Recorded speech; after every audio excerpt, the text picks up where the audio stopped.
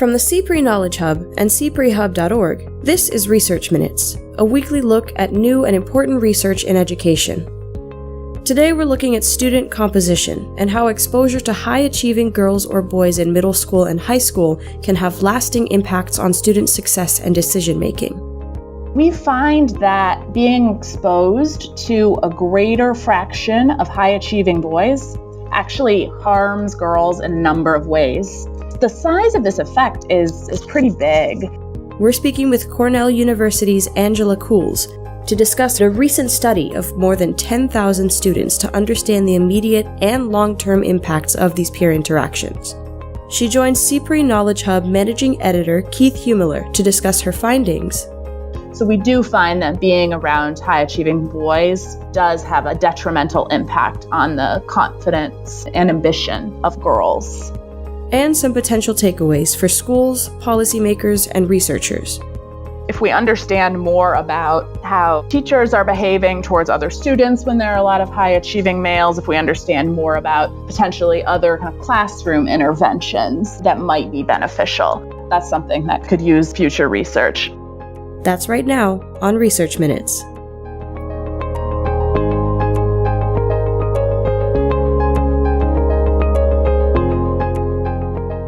Hi, and welcome to Research Minutes. I'm Keith Huemler, Managing Editor of the CPRE Knowledge Hub. Today, I'm happy to be joined by Angela Cools, PhD candidate in economics at Cornell University and, beginning this fall, an assistant professor of economics at Davidson College. It's a pleasure to have you on Research Minutes, Angela. Thanks for having me. So today we're discussing your new National Bureau of Economic Research working paper, co-authored with Raquel Fernandez and Eleonora Patachini, titled Girls, Boys, and High Achievers. The paper looks at a specific aspect of what researchers call asymmetric gender effects, but it's part of a growing body of evidence that tells us essentially that things like gender composition and gender representation matter, particularly when it comes to education. So I was wondering if you could maybe set the stage for us a little bit. What are we learning about these effects, and what led you to conduct this study? Of course. So, as you said, there's been increasing interest in the impact of being around a lot of males versus females in educational settings, including things like classrooms, teams, or even groups of competitors. And for girls or women in particular, there seems to be evidence that gender composition really matters. So, for example, looking at the gender composition of peers in the class or grade, there's evidence that having more girls relative to boys in the classroom improves girls' test scores and may even increase their long-run educational attainment. And then we also have some interesting evidence from experiments, actually. So when students are placed in competitive settings, it seems that girls are often more willing to compete against other girls than against boys. And even when they're partnered up, if they're partnered up with boys, oftentimes girls report lower confidence in their knowledge about certain subjects.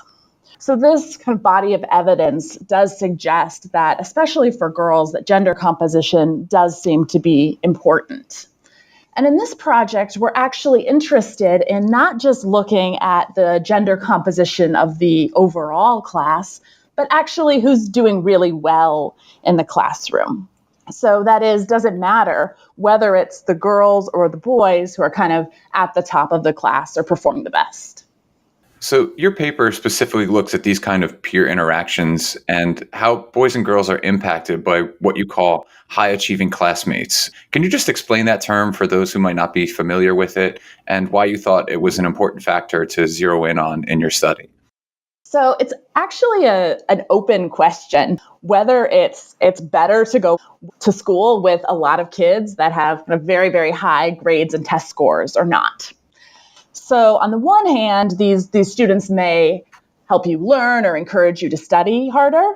But on the other hand, they might cause discouragement, pull away teacher attention from you, or lower your kind of class rank, which, as we know, tends to be important for things like college admissions decisions. So as I said previously, it's important to understand not just kind of the impact of high achievers in general in this context, but we wanted to know whether it matters and whether there are different effects when these high achievers are male or female. And so now I want to talk a little bit about how we measure what a high achieving peer is. The most natural way we could measure a high achieving peer would be to just look at peers with high grades or test scores. However, this is actually a problematic thing to do. So let's say that I am a student in 10th grade, for example, and I am very determined to get a bachelor's degree. So I study really hard in high school. And then in turn, I influence my peers to study really hard and they get good grades. And if a researcher comes along and looks, they're going to find a strong relationship between my peers' grades and my college completion. But my college completion wasn't actually caused by my peers at all. It was caused by my desire to go to college. And so in terms of measuring the effect of peers, we need some characteristic of peers that I, as another student, am not actually able to affect. And we also need something that makes these peers more likely to be high achievers.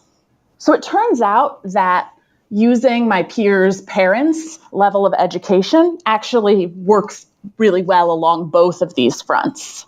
So having parents with very high levels of education, so especially having at least one parent with more than a bachelor's degree, makes my peers more likely to have high grades and test scores. And yet, at the same time, I cannot actually affect my peers' parents' level of education, because in most cases, that was determined a long time ago. So specifically, what we're estimating in this paper is the impact of exposure to males and females with at least one post-college parent. I just want to add kind of one note of caution here. So while we do find that highly educated parents on average have children with higher grades and test scores, obviously there's not a one-to-one correspondence between these. So highly educated parents could have other effects outside of just their child's achievement in the classroom. For example, maybe they are better at lobbying schools to get special resources devoted to their child or something like that. However, we do think this helps us provide insight into the impact of being in a situation with a lot of high-achieving boys and girls. Sure. That's an interesting way of sort of controlling for that metric. So how did you go about identifying those students and tracking the impacts of these kinds of interactions over the course of your work? So we use data from a study called the National Longitudinal Study of Adolescent to Adult Health, what's referred to as AdHealth. And this is a nationally representative sample of students in grades 7 through 12 in the 1994-1995 school year. So for over 10,000 students in over 100 schools, we have information on who kind of their peers are, which are the other students in the same grade and school. We have information on their grades in high school, and then we have information on their educational attainment 14 years later. So we're able to track them over a long period of time and see the impact of who their peers are in high school on long-run outcomes. The key difficulty in estimating the relationship between who your peers are and your long-run outcomes is that the choice of which school you end up going to, and therefore which peers you have, is not random. So we know that parents spend a lot of time and energy deciding on kind of the best schools for their children. Parents that really want their kids to go to college may send them to school with a lot of high-achieving peers, and also, at the same time, provide them a lot of help with their college applications. So it'd be difficult to isolate the effect of these peers. And so the strategy that we use is a somewhat common strategy in the literature, and it assumes that parents make decisions about where to send their children based on the overall characteristics of the school, but not necessarily knowing kind of all the details of who the exact peers will be in that grade within the school. So to estimate our effect, we actually rely on variation in the fraction of high-achieving boys and girls across grades within a school. So that is, do I have a lot of high-achieving boys in my grade relative to the school average? So, yeah, your paper contains a number of striking findings, including some pretty significant impacts on girls who were exposed to greater levels of high-achieving boys in school. Can you describe those impacts for us? Yes, of course. So we find that being exposed to a greater fraction of high-achieving boys actually harms girls in a number of ways. So first, it lowers their math and science grades in high school. And then in the long term, it actually makes them less likely to complete a bachelor's degree. They seem to get vocational or associate's degrees instead of getting a bachelor's degree. And the size of this effect is pretty big. We find that an increase of 1 standard deviation in the fraction of high-achieving boys decreases the likelihood that girls attain a bachelor's degree by about 2 percentage points. Wow, those are significant impacts. You also found some notable impacts on girls who were exposed to greater levels of high-achieving girls in school. What were those? Yeah, so a surprising result is that while we have these very negative effects of high-achieving boys, we find that actually high-achieving girls have neutral to positive effects. So for certain groups of girls, especially those in the lower half of the ability distribution or those who don't have a college-educated parent at home, we find that being around high-achieving girls actually increases their bachelor's degree attainment. And strikingly, for these groups of girls, especially the lower ability girls, we find that the positive effects of high-achieving girls actually counterbalance the negative effects of high-achieving boys. Wow, that's really interesting. And did you learn anything about boys in relation to their exposure to high-achieving peers? Yeah, so interestingly, we don't find evidence that high achievers of either gender affect boys' long-run educational attainment. Very interesting. So before we start talking about implications, I just wanted to ask if you think there's any limitations to the study that we should be aware of. Yeah, so I think it is important to keep in mind that our effects are estimated off of kind of small variations within a school, across grades within a school, and the fraction of male and female high achievers.